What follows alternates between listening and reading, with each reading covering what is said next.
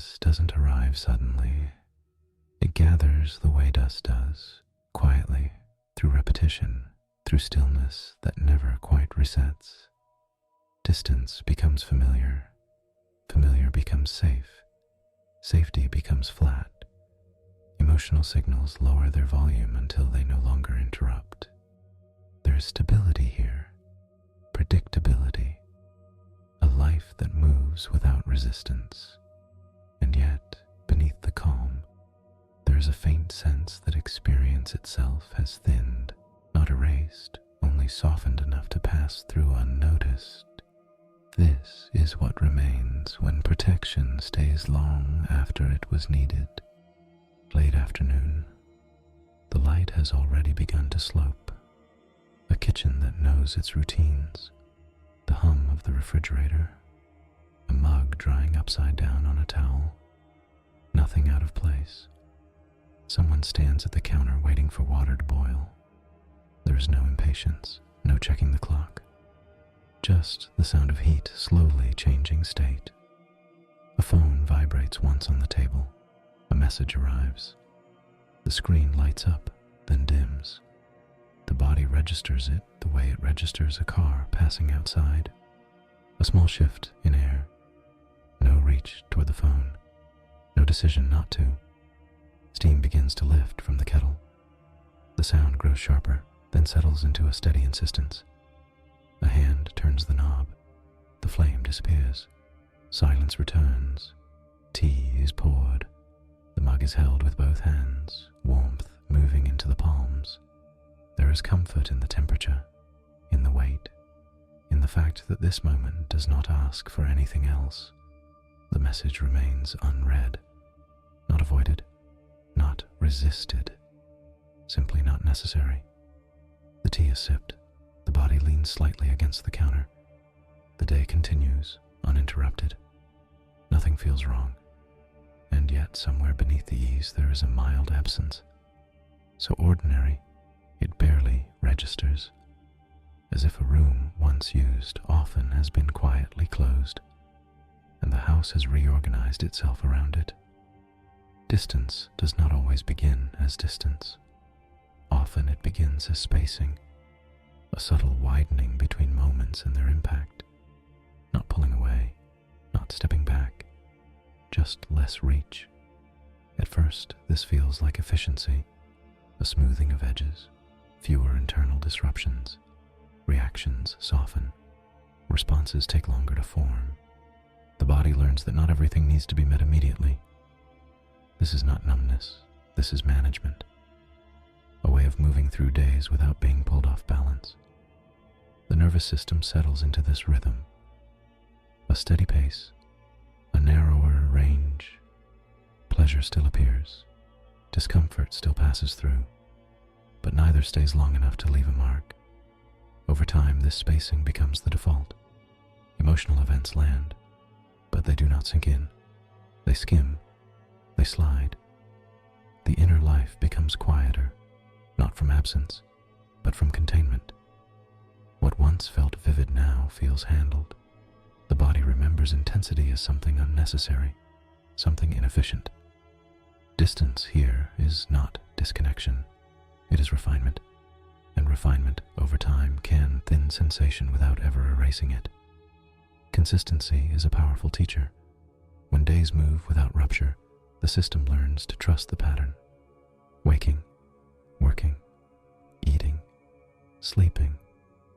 The predictability itself becomes reassuring. There is little reason for feeling to rise sharply. Nothing requires urgency. Emotional volume adjusts accordingly. Joy does not need to announce itself. Sorrow does not need to linger. Everything finds its place in a manageable middle. This is not suppression. Nothing is being pushed down. It is more like a dimmer switch slowly turned in response to reliable light. The inner world adapts to what is asked of it. When life does not demand depth, depth rests. When connection does not fluctuate, attention loosens its grip.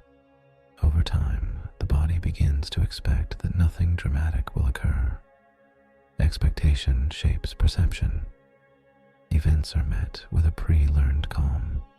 Responses are measured before they are even felt.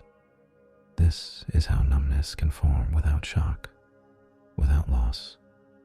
It grows out of steadiness, out of days that resemble one another just enough to feel complete. Protection does not always announce itself. Sometimes it wears the face of balance, of maturity, of emotional economy. There is pride in not being shaken, in staying even. The body remembers times when intensity cost too much, when reaction led to consequence, when depth required recovery. So it learns, gradually, patiently.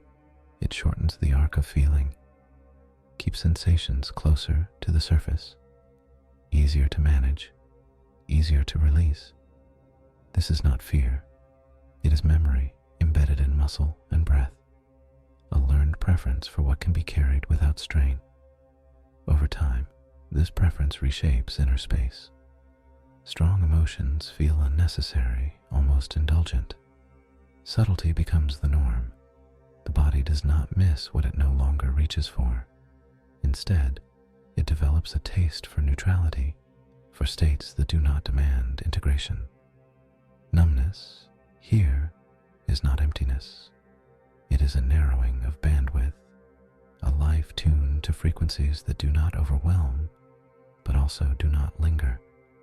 Protection remains, not because danger is present, but because it has become the most efficient way to be. Eventually, the quiet becomes background, so constant it no longer feels like a state. It feels like identity, and life continues to function smoothly. Relationships remain intact. Days pass without friction. There is competence, reliability, a sense of being grounded, and yet experience moves as if slightly behind glass, not distant enough to notice, not close enough to feel textured. Moments arrive, register, and move on. Nothing accumulates.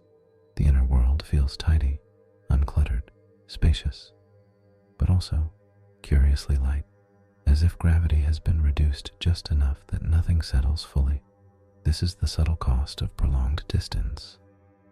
Not loss, not damage, a gradual fading of saturation. The body remains present, but less permeable. Feeling still occurs, but it does not echo. Numbness at this stage is not a problem to solve. It is the quiet signature of a system that has learned to survive through smoothness, a life shaped not by absence of feeling, but by its careful, persistent lowering. And in that lowered volume, something essential remains, still there, still alive, simply waiting without urgency to be felt again. A conversation at work, two people standing near a doorway after a meeting has ended. The hallway smells faintly of coffee. Someone laughs down the corridor. One person shares a small frustration, not a complaint, just an observation. The other nods, offers a response that fits, balanced, appropriate. The exchange is smooth, efficient. Later, walking back to a desk, there is no aftertaste. No residue of irritation or connection. The words did what they needed to do, then disappeared. An evening meal. Plates placed on the table in the same order as always. The food tastes fine, warm, familiar. There is conversation, light and steady, nothing sharp enough to catch on. A pause opens. No one rushes to fill it. The pause closes on its own. When the plates are cleared, there is satisfaction, the kind that comes from completion, not enjoyment. The body feels fed. The room feels calm. The moment does not ask to be remembered. A weekend morning. Light enters through a window at the same angle it always does. A familiar song plays softly. Once loved, still liked. The body moves through small rituals, stretching, showering, dressing. There is pleasure, but it is thin, like warmth through clothing. Nothing pulls attention fully. Nothing resists it either. The morning unfolds, then gives way to the rest of the day. Later it is hard to recall how the morning felt, only that it passed without disturbance. Numbness is often imagined as absence, but here it is more like dilution. Feeling remains, but it is spread thin across time. Nothing concentrates. Nothing demands staying with it. This creates a certain ease, a life without sharp edges, without moments that insist on being metabolized. And yet, there is a quiet cost to this smoothness. When nothing presses inward, nothing leaves a trace. Experience becomes light, portable, easily set down. Memory flattens, not erased, just unsaturated. The self moves forward without much accumulation. There is safety in this, also a kind of loneliness, not from lack of others, but from lack of imprint. Moments do not linger long enough to change the shape of the inner world. The question is not whether this is good or bad. It is simply what happens when protection is allowed to become permanent. A life can be stable and still feel faint, not empty, just quiet in a way that cannot be traced to any single cause. Sometimes attention drifts back to the body without intention. A longer exhale noticed after it happens. A stretch held a moment past habit. There are moments when sensation briefly thickens. The weight of a blanket, the taste of citrus, the ache after sitting too long. Nothing dramatic, just density returning for an instant. Occasionally something is allowed to linger. A feeling not immediately labeled. A pause not filled.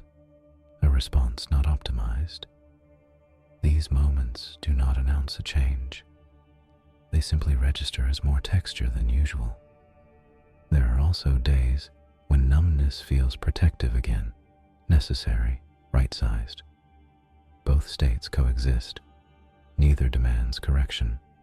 Awareness moves in and out the way breath does, without strategy. What matters is not activation, but noticing that the volume can vary. Numbness does not mean nothing is there. It means something learned to stay very still. Beneath the evenness, beneath the calm, there is a quiet continuity, a sensing body, a responsive interior, a capacity that has not vanished, only rested. Life continues to touch it softly in passing.